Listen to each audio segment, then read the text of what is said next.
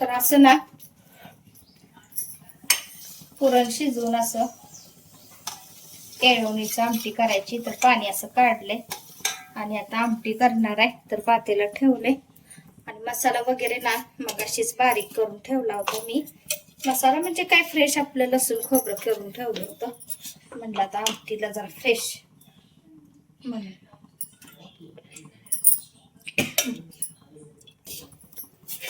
तर जिरे कढीपत्ता आणि बारीक केलेले लसूण खोबरं टाकायचं.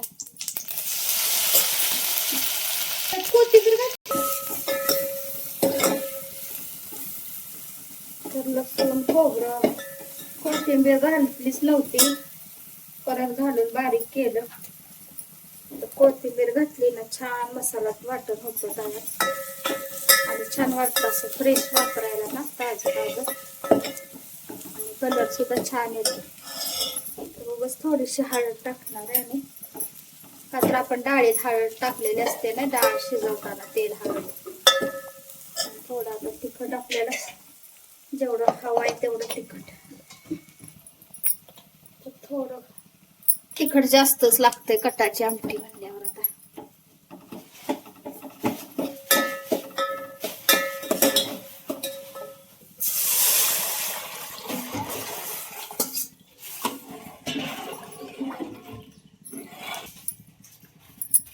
थोडस मीठ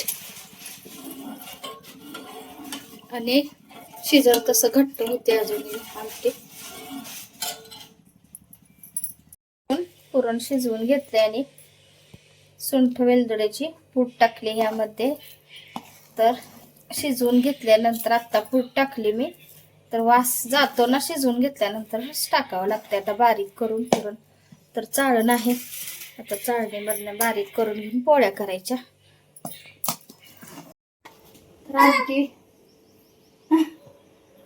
आमटी वगैरे झाली बघा.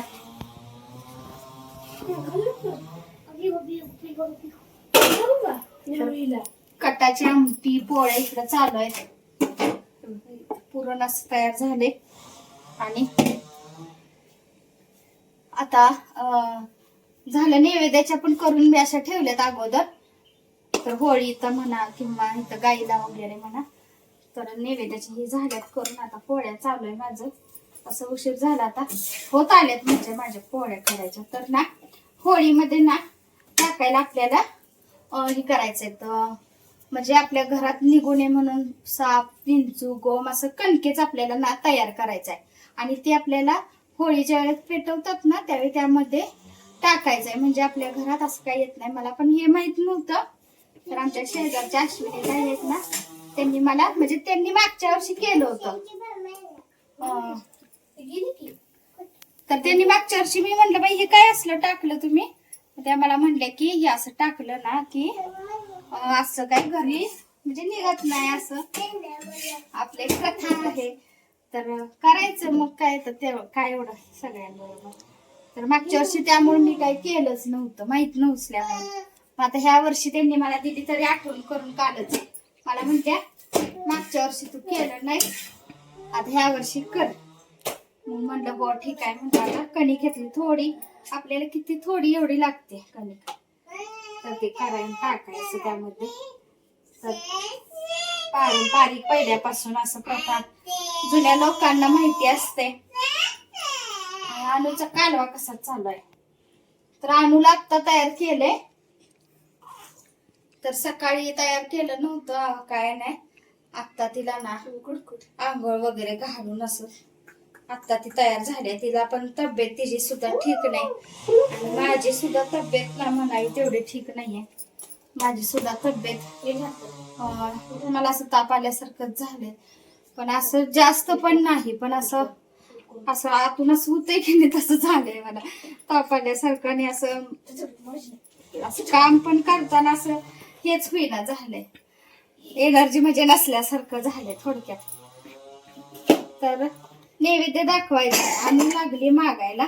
थांब जरा नैवेद्याचं सगळं अजून मला काढायचंय. तर आता भजी करावं का नको मला नानूला तर थांब जरा खोकल्यानं जाम झालेला आहे.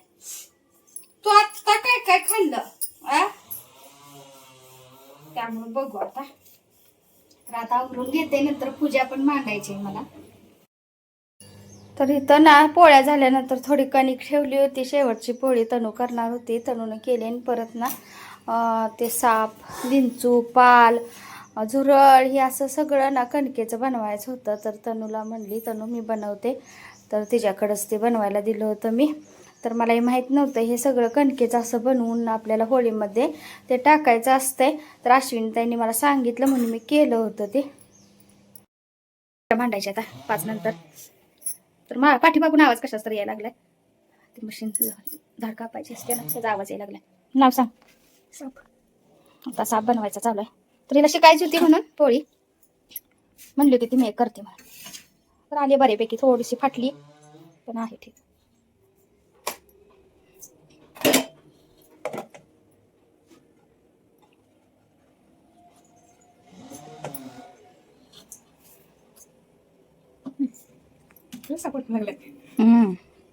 भीती वाटायला लागली बघूनच. तर आता परत किचन सगळं धुवायचं बघा. आवरायचं परत किचन धुवून. माझं तर पाय दुखायला लागल्या. उपवासा दिवशी मला त्रास होतो, लय पाय दुखतात माझे.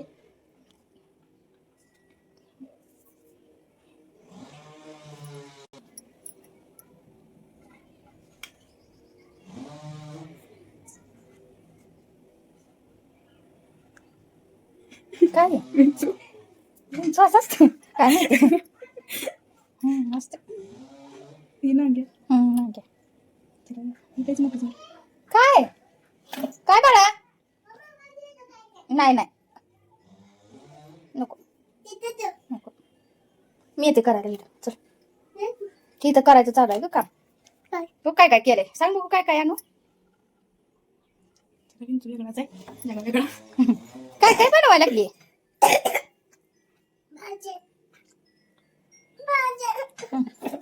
पुरण देऊ का? मेन राहिलं की झुरळ बाई. झुरळ मेन आहे की. झुरळ तर अगोदर होते. त्यांना काय करणार आहे, येत आहेत त्यांनी बनवल्यात म्हणून यायचं नाही त्यांनी आता आपल्याकडे. हो समजते. झुरळाला पाहिलं काय.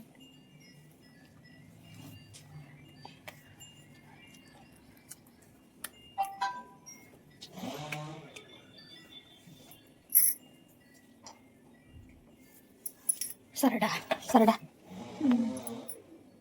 आणि काय काय बघ क्या ग, आपल्या लक्षात नव्हतं. बरोबर आहे बघ, पाल. बघा अनुच्या लक्षात आलं पाल म्हणून. हे आहे हा. अय्यो साप पण होय. तर हे आहे झुरळ.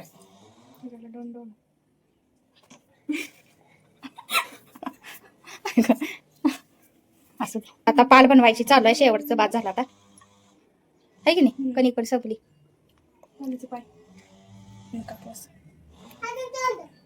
बनवले थोडे झाले सगळे. पाल, साप, विंचू, झुरळ आणि गोम एवढं बनवले. पाल झाली बघ एकदम छान वाटते पालच. चला आता होळी बघू कुठंपर्यंत तयारी पोरी करायला लागल्या. चला हे अश्विनीताईंनी दिले. पोरी तयारी करायला लागल्या तर बघायला जाऊन झालं ठीक करून पोरींच.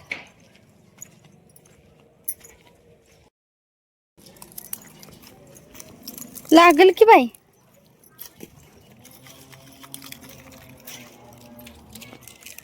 तर असं पोरींनी मिळून केले. कुठे गेल्या मैत्रिणी तुझ्या? होय कंटाळ्या. तर असं केलंय बघा. इथं खराट्यानं झाडून वगैरे काढले. थोडं पाणी टाकून रांगोळी काढायची. आणि काय आपल्याला माहिती नसलं तर अश्विनी काकूला विचारू. तर एवढी माहिती आम्हाला पण नाहीये. हातात घुसर हे लाकी करू तिला ग. हो हो.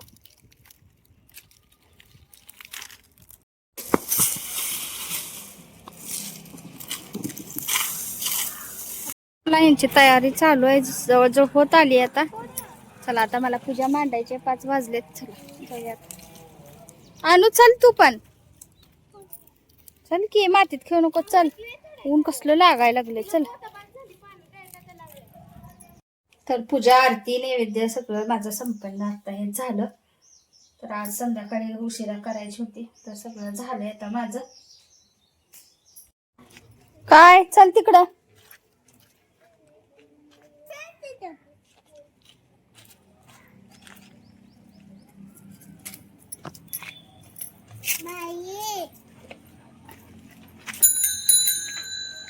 सगळी ना ब्लॉक वर बसलो होतो तिथं पायऱ्यांवर यायला लागली. तर ब्लॉक वर आलो होता आणि आम्हाला विंचू वाटला, पण ही विंचू नव्हता.